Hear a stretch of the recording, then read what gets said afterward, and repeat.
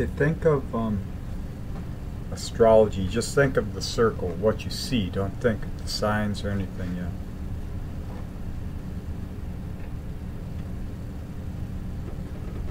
So there's 360 little degrees, these little lines on the outside. You can see them broken up into little groups with different planetary signifiers. These are Ptolemaic signifiers. There's Egyptian, there's all sorts of different signifiers.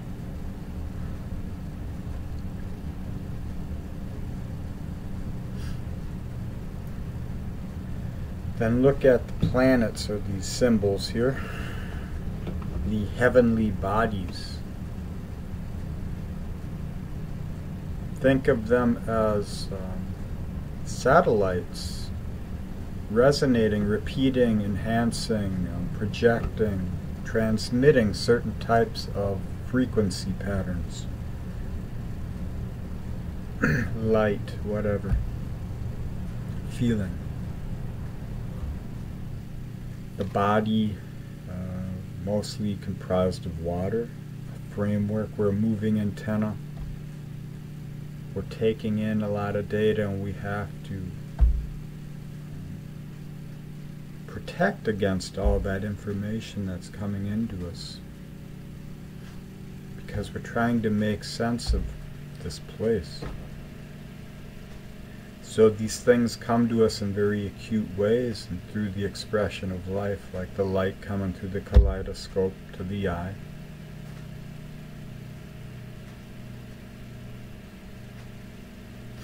Or movement in the water somewhere nearby, you can feel it.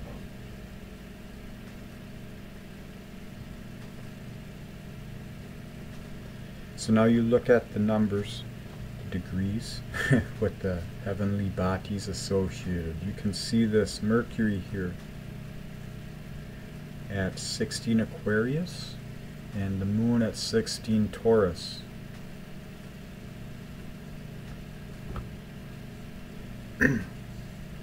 Before I analyze what those are, I'm just looking at the angle. It's a square. It's foundational. It gives you the framework from which your painting will be placed. All the energy will be put into that space. So it's like a border.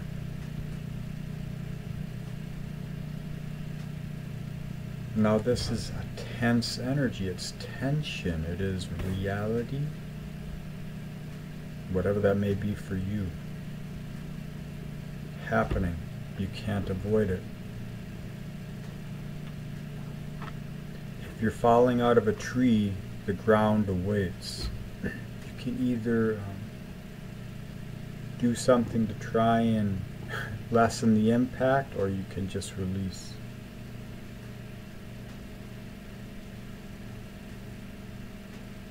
And like life, the more you fall, the more you get used to falling, and you figure out how to land without getting too jacked up. And sometimes you land on your feet. Sometimes you don't fall at all because you're too busy doing something else within that energy. So the mind, Mercury, the communication, internally and expressed, squaring with emotions. Now Mercury's strong in Aquarius. It's an air sign, but hard to relate with because it is very tuned into an awareness that can be isolating.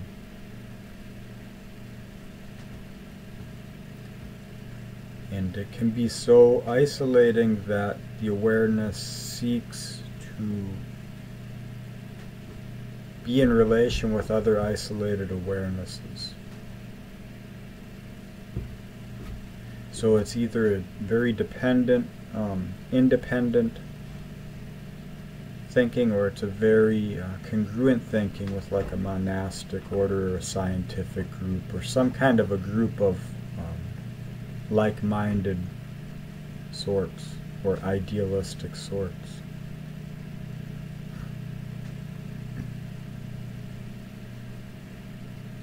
So when you don't have the words to express, it's hard to relate. And when that expression is your own feeling, something deep within yourself which has been holding the worth of the world as the worth of the self, it also can be isolating. So there's this connection, understanding through different ways. So reconciling what this is, you can come to terms with realizations.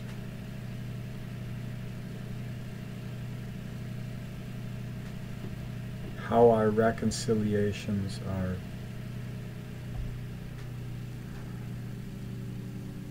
carried out into this world for communal consensus agreements on values and sacrifices and pros and cons.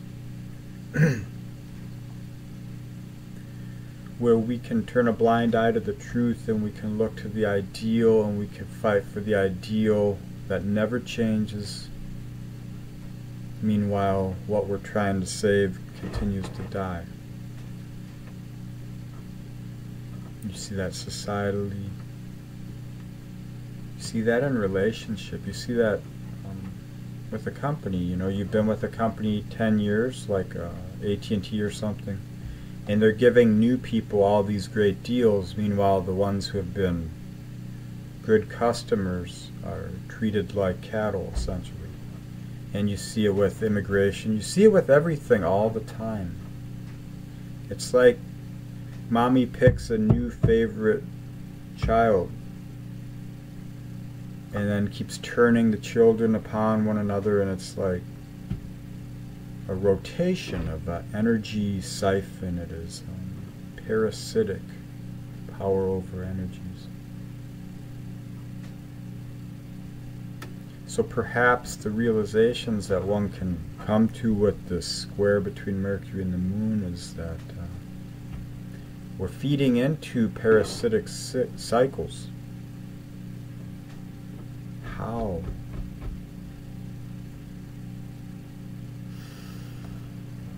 How do we abandon ourselves?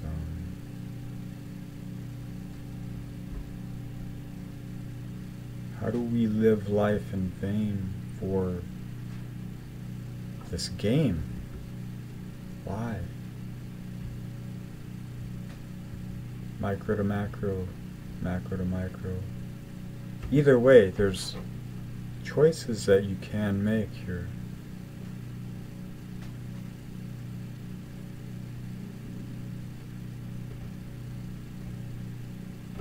You know, there's a lot of factors scientifically which are affecting the worth of the individuals, of the collective. You know, our foods, the medications, the movies, the music, the media, epigenetics. The pressure is on, and we are either growing through it or we're being complicit as part of the static with it, and we're not trying to expand. We're trying to close up, put some like VR goggles on and just live life. And the icon, the iconic expression of life, rather than to hold the fire yourself and just stand. And we can't see that far ahead. We can't really see the value out there. It's like you have to bring it out. You have to bring yourself out.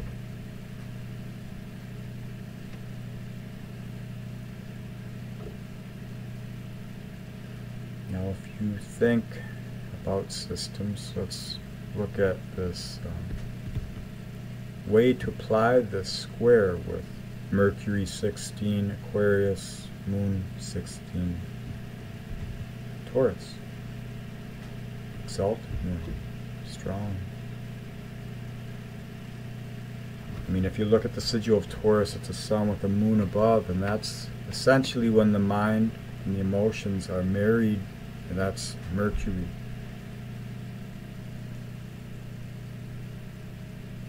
But I digress. So, transformation for Aquarius, which is end result game, is in Virgo.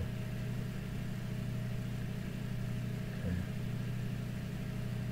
Virgo trines Taurus. Taurus is the process. Virgo is the application of the process. Capricorn is the result. So you see Juno actually down at 17. That is marriage. That's alchemical marriage here. New linguistics, the language. The neglected self has been storing all the language, the repression of the anima. Mercury coming into opposition with Black Moon Lilith soon.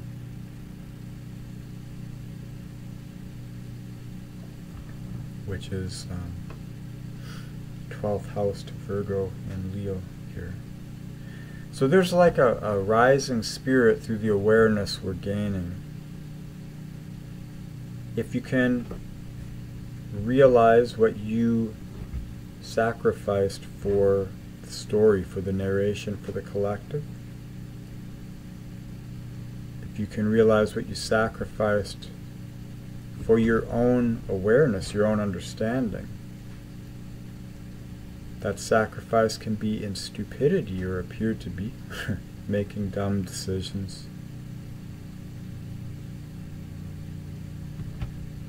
But we get to a point where the judgment of, well, it was stupid, I deserve it,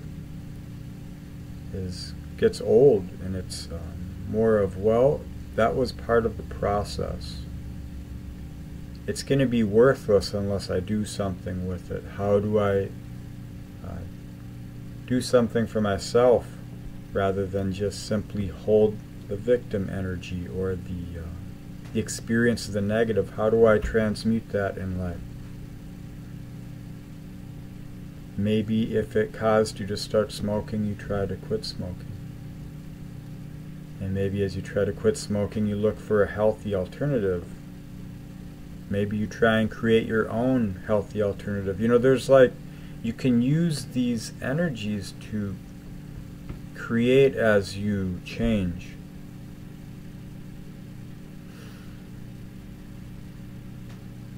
That energy is an impetus. It's an engine. It needs hooks. The more things you can integrate into that, as far as changes of behavior, which generally signifies awareness, which is an acceptance of value. Something is finally worth it, you know. So it's like these realizations can be embraced here in Virgo. Service to self is service to other, because that implies that you are going to be reciprocal and honest as well you can be. You know, we're not all aware. No one is. So the ignorance is what you play with in life to figure it out, and it's shared. It has to be honored. It has to be accepted. And that's kind of why you see in the world the collective, you know, when the ignorance is shared but it's not accepted, then it becomes, what is that? Mass formation, hypnosis, or whatever. the emperor puts on a new robe, basically. So you're watching this insane pasty emperor strut around naked, saying he's wearing some nice garment, and that's the world. So what now is worth the hypnosis? What can you lie to yourself about and what can't you? Well, there's a trine to Taurus here. Your process, your experiences, what was it worth? Did you get paid what it was worth? If not, then take it back somehow. You can only pay yourself, so it has to be your own advancement within, which is just releasing a lot of the time. And how do we release? Well, for me, it's creating things, it's expressing energy, it's emotion, it's feeling things, putting the tension to form. For you, it might be something else. Venus, you can look to Venus here coming into balsamic phase with Pluto and Mars at the tail end of Capricorn. You sacrifice something for system, to relate, to be in union with this world and to fit in the most ideal, optimal way. So now you take back what you sacrificed and redo that cast into relation, the embodiment of what that is through Capricorn. And what does not resonate with you, you will just bounce away from. You will find resonance with reality and simple things.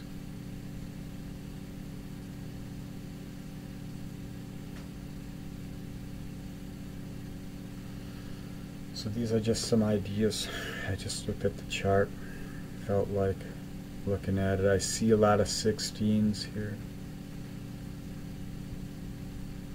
I'll just touch on Mars briefly in that new phase conjunction with Pluto in the air epoch, where that grand conjunction with Jupiter and Saturn was 2020.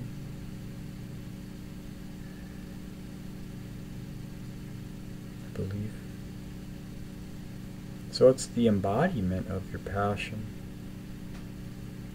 Through taking back what you sacrificed, we may see expressions of that in the world. I mean, we are seeing expressions of that in the world, and the need for expressions of that, or the felt need.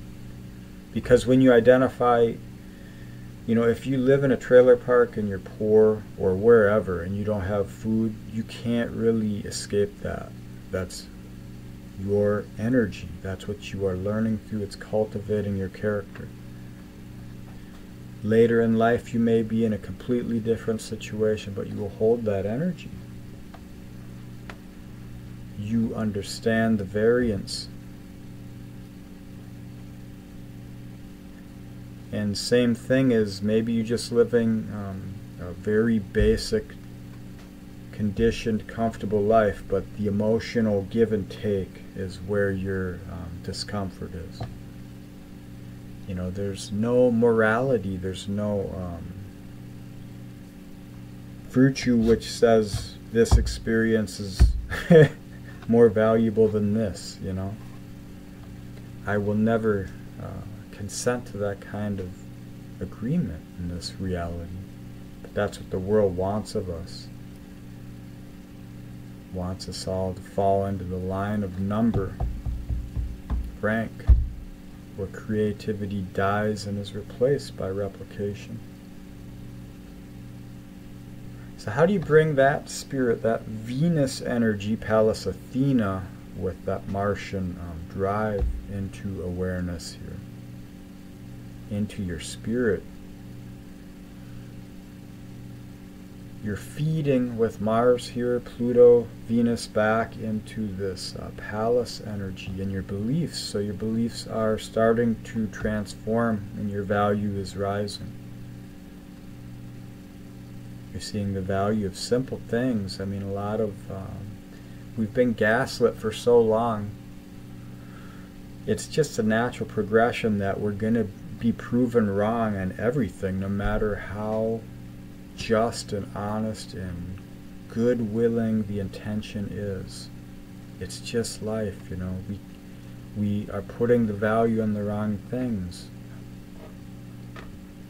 We have to live. We have to find what it is within our own lives. Then we don't need to project into icon and be destroyed by Saturn devouring, or Kronos devouring the creation. So you got to be your own Jupiter here, your own Zeus. You have to escape the conditioning of echo response and the recoil of all these old loops by rewriting the myth or coming up with a new one.